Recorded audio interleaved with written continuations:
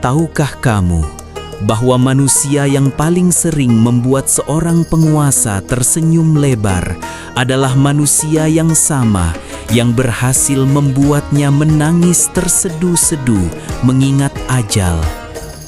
Dalam catatan sejarah kekhalifahan Abbasiyah yang sangat megah, nama Abu Nawas selalu identik dengan tawa, humor, dan kecerdasan yang tak tertandingi. Namun, di balik segala kejenakaan yang seringkali mengundang gelak tawa seluruh penjuru istana, tersimpan jiwa seorang sufi sejati yang sangat peka terhadap kefanaan dunia. Kisah ini tidak menyoroti teka-teki lucu atau jebakan jenakanya, melainkan sebuah momen epik ketika sang penyair memilih untuk menantang batas kesabaran penguasa demi sebuah pesan spiritual yang sangat mendalam tentang kematian. Pada masa keemasannya, Khalifah Harun al-Rashid adalah penguasa absolut yang kekuasaannya membentang dari ufuk timur hingga ke barat. Di dalam istana Baghdad yang dipenuhi dengan pilar-pilar pualam, emas permata, dan penjagaan yang sangat ketat, titahnya adalah hukum mutlak yang tidak dapat dibantah oleh siapapun. Tidak ada satupun manusia yang berani menatap mata sang khalifah saat beliau sedang diliputi amarah. Dikelilingi oleh para menteri yang selalu mencari muka dan harta duniawi, sang khalifah seringkali merasa kesepian di puncak kekuasaannya. Beliau merindukan sosok penasehat yang berani menunjuk letak kesalahan tanpa rasa takut akan kehilangan nyawa atau jabatan. Di tengah hiruk-pikuk pasar tradisional Baghdad yang berdebu dan disinari cahaya matahari gurun yang keemasan, Abu Nawas berjalan dengan penuh kesederhanaan. Ia bukanlah seorang pejabat yang diagungkan atau saudagar yang bergelimang harta. Ia hanyalah seorang hamba Tuhan yang memilih jalan sunyi di tengah kebisingan peradaban. Banyak orang awam yang memandangnya sebagai orang gila atau sekadar pelawak jalanan. Namun sesungguhnya itu adalah topeng sempurna untuk menyembunyikan kedalaman makrifatnya. Sang sufi ini terus mengamati bagaimana umat manusia saling sikut demi kepingan koin emas yang pada akhirnya akan ditinggalkan saat maut menjemput. Sebuah realitas yang secara tragis sering dilupakan oleh mereka yang sedang mabuk akan dunia. Suatu ketika, kejenuhan dan kekosongan spiritual yang luar biasa melanda seisi istana kekhalifahan. Segala bentuk hiburan mahal, tarian, dan nyanyian terindah tidak mampu mengusir kegelisahan di hati sang penguasa. Maka, utusan kerajaan pun dikirim dengan tergesa-gesa untuk menjemput sosok yang selalu dipercaya bisa memecah keheningan istana.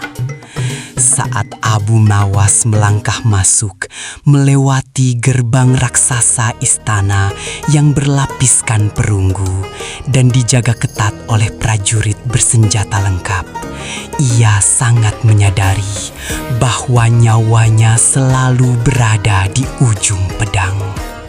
Berhadapan dengan penguasa tertinggi menuntut sebuah strategi yang tidak biasa, sebuah metode dakwah ekstrim yang tidak terkesan menggurui, namun mampu menembus relung hati yang paling keras sekalipun. Saat berdiri tegak di tengah aula utama yang dihiasi hamparan permadani Persia termahal, Abu Nawas menatap sekeliling dengan pandangan yang sangat sulit diartikan. Berbeda dengan kunjungannya yang biasa, di mana ia langsung melontarkan lelucon segar untuk memancing tawa. Kali ini, atmosfer yang ia bawa terasa sangat berat, mistis, dan menekan dada. Ia tidak datang untuk sekedar menghibur sang raja yang sedang bosan, melainkan untuk membawa sebuah cermin spiritual yang menyilaukan. Para menteri dan pejabat istana yang hadir mulai saling berbisik gelisah, menyadari ada sesuatu yang sama sekali berbeda dari gerak-gerik sang pelawak istana hari ini. Mereka menunggu dengan nafas tertahan apa yang akan dilakukan oleh pria berpakaian kasar tersebut di tengah kemewahan istana. Dalam sebuah tindakan yang sangat berisiko dan nyaris dapat dianggap sebagai bentuk pemberontakan tak pantas, Abu Nawas mulai mempraktikkan sebuah adegan teatrikal yang membisu. Alih-alih membawa persembahan hadiah yang mewah atau alat musik yang menghibur, ia perlahan mengeluarkan sebuah bungkusan usang dari balik jubah kasarnya yang berdebu. Dengan gerakan yang sangat lambat dan penuh kehati-hatian, ia mulai menyentuh bungkusan tersebut di atas lantai marmer istana yang memantulkan cahaya. Setiap pasang mata di ruangan itu sontak tertuju pada tangannya, mencoba menebak dengan cemas benda berharga apa yang disembunyikan oleh sang sufi.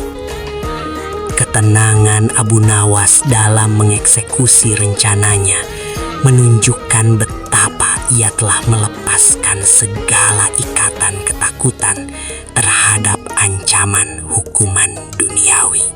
Benda yang kemudian digelar oleh Abu Nawas tepat di pusat kemegahan istana itu ternyata hanyalah selembar kain putih kusam tanpa jahitan yang biasa digunakan sebagai kafan pembungkus mayat. Kain tersebut tampak sangat mengganggu pemandangan, bergesekan langsung dengan benang-benang emas murni pada permadani kebesaran istana. Tanpa mengucapkan sepatah kata pun untuk menjelaskan tindakannya, pemandangan ini adalah sebuah tamparan visual yang teramat keras. Membawa perlengkapan kematian ke hadapan seorang raja agung yang sedang duduk bertahta adalah sebuah hal yang sangat tabu dan dijamin bisa berujung pada hukuman pancung seketika. Namun sang sufi tetap saja melanjutkan aksinya, meratakan kain kematian tersebut dengan kedua tangannya, seolah sedang merias sebuah tempat peristirahatan terakhir. Wajah Khalifah seketika berubah menjadi merah padam. Amarah yang mendidih mulai terlihat jelas dari rahangnya yang mengeras kaku dan tatapan matanya yang menajam bak burung elang. Para pengawal kerajaan dengan sigap merespons perubahan itu dengan memegang kuat gagang pedang mereka, hanya menunggu satu isyarat kecil dari sang penguasa untuk menebas putus leher pria kurang ajar yang berani membawa lambang kematian ke dalam jantung peradaban kekaisaran tersebut.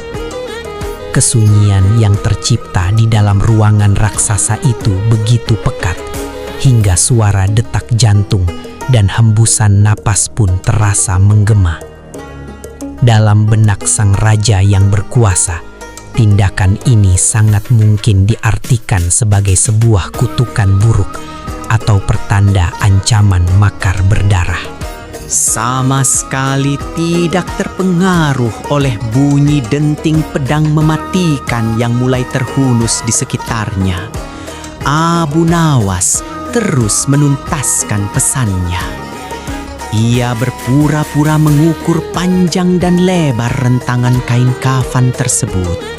lalu perlahan mengarahkan pandangannya lurus dan tajam ke arah sosok penguasa agung yang sedang duduk di atas singgasana berlapis emas.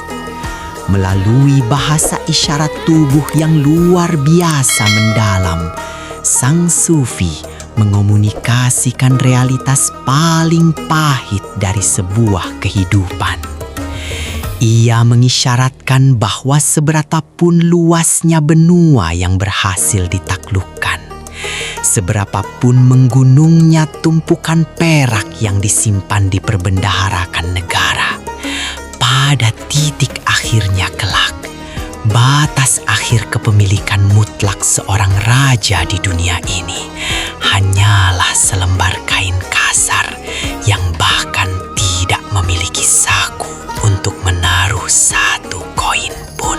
Pesan membisu, namun menggelegar itu perlahan mulai menyusup tajam ke dalam urat nadi kesadaran sang khalifah. Amarah mematikan yang beberapa detik sebelumnya memuncak, kini secara perlahan luntur dan mencair, digantikan oleh sebuah renungan spiritual yang teramat pekat. Beliau perlahan mengangkat tangan kirinya ke udara, memberikan isyarat tegas kepada seluruh pengawal pribadinya untuk segera menyarungkan kembali senjata mereka dan mundur ke posisi semula. Suasana seketika berubah drastis dari potensi tumpah darah fisik menjadi sebuah arena pertarungan batin yang hebat. Untuk pertama kalinya dalam waktu yang sangat lama, sang penguasa tertinggi itu dipaksa secara halus untuk melihat dirinya bukan sebagai bayangan Tuhan di bumi yang kebal terhadap segala hal, melainkan sebagai seorang insan rapuh biasa. Tatapan nanar sang khalifah terus beralih bolak-balik dari kain kafan murah yang tergelar kaku di lantai menuju kemegahan mahkota berlapis berlian yang bertengger di kepalanya, dan kembali lagi meratapi kain tersebut.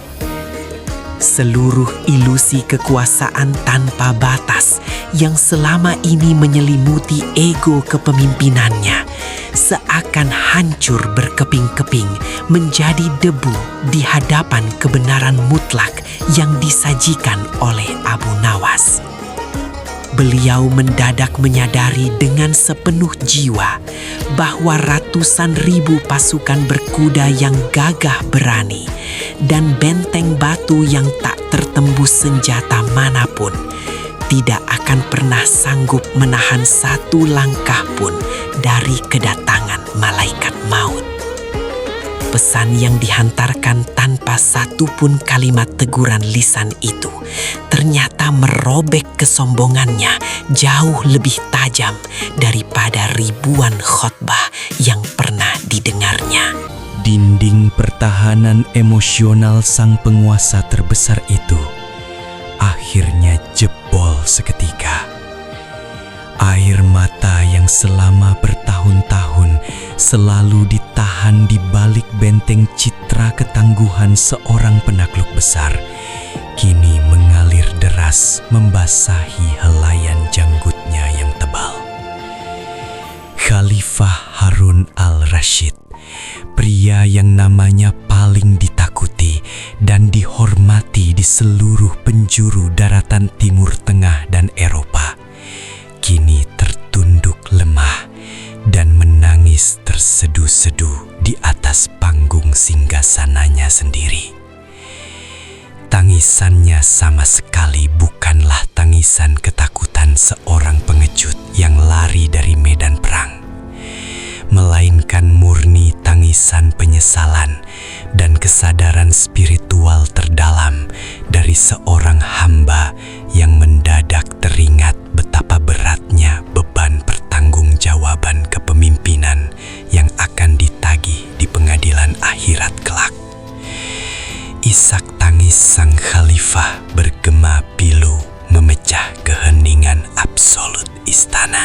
menyaksikan keruntuhan batin dan tangisan luar biasa dari sang khalifah. Abu Nawas sama sekali tidak lantas menyombongkan keberhasilan strateginya atau merasa bangga karena telah sukses besar menundukkan keangkuhan seorang raja penguasa benua. Sebaliknya, raut wajah sang pelawak utama itu justru memancarkan empati murni dan kerentanan manusiawi yang sama besarnya. Dari sudut matanya yang keriput karena tawa masa lalu, kini turut menetes sebulir air mata simpati yang menjadi saksi bisu ikatan batin persaudaraan seiman di antara keduanya. Abu Nawas menyadari dengan sepenuh hati bahwa kematian bukanlah materi lelucon untuk menakut-nakuti orang lain, melainkan sebuah kepastian universal dan mutlak yang akan menelan dirinya, menelan sang Raja Agung dan mengubur seluruh kemegahan istana tanpa pandang bulu. Setelah badai-badai emosi spiritual yang menggetarkan itu perlahan mulai mereda menjadi keheningan yang damai, sang khalifah yang merasa amat berutang budi dan berterima kasih atas peringatan berharga tersebut memerintahkan agar Abu Nawas segera diberikan hadiah berupa peti penuh kepingan emas murni. Namun dengan senyum yang dipenuhi oleh kedalaman kebijaksanaan dan gestur penolakan tangan yang sangat halus, sang sufi secara mengejutkan melangkah mundur. Ia perlahan merapikan kembali lipatan kain kafan usangnya dan memutar tubuh berjalan meninggalkan aula istana tanpa menyentuh satu keping koin emas pun dari raja. Ia memilih untuk kembali menyusuri lorong-lorong istana menuju kehangatan debu jalanan kota Baghdad, memberikan bukti nyata bahwa manusia yang paling merdeka di bumi adalah dia yang tak lagi bisa disilaukan oleh iming-iming materi. Sejarah peradaban Islam pun pada akhirnya mencatat bahwa sosok Abu Nawas jauh lebih besar daripada sekadar sebuah fenomena komedi semata. Ia adalah seorang pemikir yang berhasil melampaui batas kecerdasan zamannya. Di balik ribuan kisah jenaka penipuannya yang terus diceritakan dengan antusias dari generasi ke generasi, sesungguhnya ia telah meninggalkan sebuah warisan spiritual yang tak ternilai harganya bagi umat manusia. Ia membuktikan kepada dunia bahwa tingkatan humor tertinggi dan wujud keberanian sejati bukanlah kemampuan langka untuk menertawakan kelemahan orang lain, melainkan kemampuan mulia untuk menyadarkan manusia akan batas akhir kefanaannya sendiri di dunia fana ini. Kisah haru tangisan sang Khalifah Agung ini menjadi sebuah prasasti peringatan abadi bagi kita semua, bahwa secemerlang apapun mahkota kekuasaan yang dipakai di dunia ini, ia tetap akan sujud dan ditundukkan oleh keheningan panjang sebuah kematian.